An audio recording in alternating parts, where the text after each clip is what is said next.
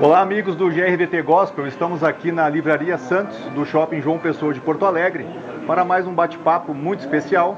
Estamos aqui na sessão de lançamento de autógrafos do livro do Luiz Felipe de Orleans e Bragança, que é deputado federal pelo PSL de São Paulo, e está nos contemplando com uma obra maravilhosa que pergunta: por que o Brasil é um país atrasado?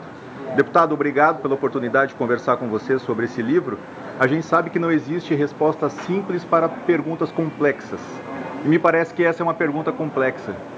Por onde é que a gente começa respondendo ela? Bom, a gente se deixou levar durante o começo da nossa república por pessoas desqualificadas organizando a nossa política. E caímos aí nas mãos de grupos de interesse desde então.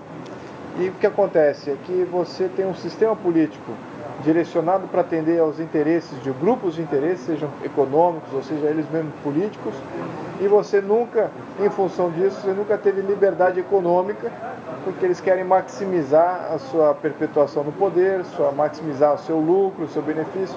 Então é um sistema oligárquico que tem aí uma série de problemas, gera rupturas cíclicas, é instável. Se é instável, ele não gera riqueza, porque a riqueza, para ser gerada efetivamente, ela precisa de estabilidade durante longos períodos. Então a gente tem um país que está relativamente atrasado aos países desenvolvidos, que estão bem mais avançados em sistemas políticos e que atingiram aí um nível de influência mundial muito superior à nossa, ao passo que a gente deveria ocupar esse espaço também. Então, e sempre se faz uma comparação nós com os Estados Unidos, né? Exatamente. E qual seria a diferença fundamental entre essas duas grandes nações do Ocidente? Olha, os Estados Unidos, ele conseguiu consertar o modelo republicano no final do século XIX, que também estava gerando aí alguns problemas, mas conseguiram começar a consertar. Demorou 40 anos para consertar o sistema norte-americano, no início do século XIX e começo do século XX. O modelo que a gente vê hoje é em função dessas reformas bem profundas que eles tiveram no final daquele século. No Brasil foi o contrário, a gente tinha um modelo bom, estável, e rompeu-se com isso. Então a gente perdeu aquele fio condutor evolutivo, nós engatamos uma ré naquele período republicano, voltamos atrás em termos de estrutura de Estado, só com os três poderes, o presidencialismo. E o que aponto no livro aqui, tem um estudo dos 200 países do mundo, os 200 países, os países presidencialistas são os mais pobres. Os países que são mais ricos têm fragmentação de poder, têm descentralização, deixam os estados e municípios se organizarem e se gerenciarem mais livremente. E todos os países que são pobres são países que têm planejamento central, têm tributação centralizada, têm baixa transparência do sistema político. E nós estamos ali bem no limite. Certo. A gente está no limite. Acho que é um dos poucos países do mundo que vai ter a possibilidade de se tornar um país desenvolvido e de ter um modelo político desenvolvido que vem junto com ser um país desenvolvido. Não dá para você ter uma economia super livre, pujante, e o teu modelo político ainda está com problemas do século passado. Estruturais, exatamente. Que perdeu esse fio evolutivo, né, que todos os países da Europa e Estados Unidos também tiveram. Então a gente tem que reconectar com esse fio evolutivo. Eu aponto aqui o quanto que a gente está defasado relativo a esses modelos mais avançados. Nós temos, sabidamente, algumas feridas sociais por conta da nossa evolução histórica. Né? Nós temos dois filhos bastardos, vamos dizer assim, da escravidão, que é o machismo e o racismo. Esses pontos muitas vezes são tratados com muito populismo e isso não ajuda em nada.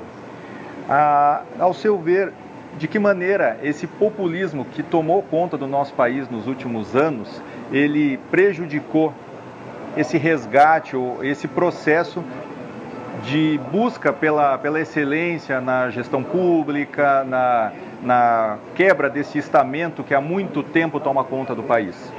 A pauta populista. Exato. Olha, populismo existe desde o início da história registrada. Você tem pessoas populistas que usam de alegorias, de mitos, de fatores messiânicos para se tornarem os líderes da massa. Não é nem mais cidadão, é massa, né? Então, o populista depende da massa, ele massifica o cidadão. Então isso existe desde o início, desde os primeiros modelos políticos lá atrás, na Grécia Antiga, e foram registrados, mas com certeza haviam outros, né? Então temos que saber conviver com o populismo, mas não deixar que ele assuma o poder ao ponto de aparelhar tudo, de destruir o Estado de Direito, destruir as leis. É isso que está em jogo aqui. E no fim ele não trata das pautas que ele se propôs a tratar. Exatamente, é uma grande... No fundo, o populismo serve para você conquistar o poder, não serve para governar. Não dá para você governar de uma maneira populista. Dá para você somente conquistar o poder. No minuto que você vai governar, você vai ter certos entraves aí de qualquer outro administrador ou gestor público. Mas é bom que você está pontuando essa questão de populismo, porque não é só o populismo que é o risco. Temos também as oligarquias. E o Brasil, aponta isso no livro, você tem o nosso modelo, infelizmente, fica entre as oligarquias e às vezes quando elas duram muito tempo no poder, aí vem um poder populista para romper com tudo e assumir o poder, mas ele também acaba desestabilizando e não durando muito. Aí vem uma outra oligarquia que toma conta. Então a gente está nessa gangorra. O que acontece? A população sai perdendo. A gente não tem um Estado de Direito que estabelece a estabilidade. Essas forças políticas têm que conviver naturalmente, mas nunca ao passo de tomar o Estado por completo, serem sempre debeladas pelo próprio sistema, e o que prevalece é o sistema das leis, né? Isso é que é o fundamental. Eu chamo no livro de eunomia, né? Eu resgato aqui como chamava Estado de Direito na Grécia Antiga, né? As boas leis, né? O Estado das boas leis. Qual é a grande pauta que o governo atual vai ter que enfrentar no curto prazo? Olha, ele já está enfrentando a questão econômica, acho que ele priorizou isso. Agora a gente está vendo que a questão jurídica, ou mesmo de judicial, reformas do judiciário, reformas de segurança pública são necessárias. Então isso eu acho que está assumindo aí um protagonismo meio que no final desse ano, início próximo. Mas eu acho que ele vai ter ainda que fazer uma série de pautas, reformas econômicas, como reforma administrativa, poder deixar as entidades federativas e a própria União poder flexibilizar os funcionários públicos, não tornar tudo obrigatório, permanente, perpétuo. Então é isso que a gente tem que sair desse modelo perpetualista de programas sociais, de funcionalismo público, de todo quando é programa de Estado. Tudo tem que ser mais temporário e deixar com a Constituição e a União um pouquinho mais limpa dessas obrigações e transferir essas obrigações ou para a sociedade ou para outras entidades federativas. Então, isso eu diria que seria um final, né? Você fomentar uma solidificação dessas mudanças.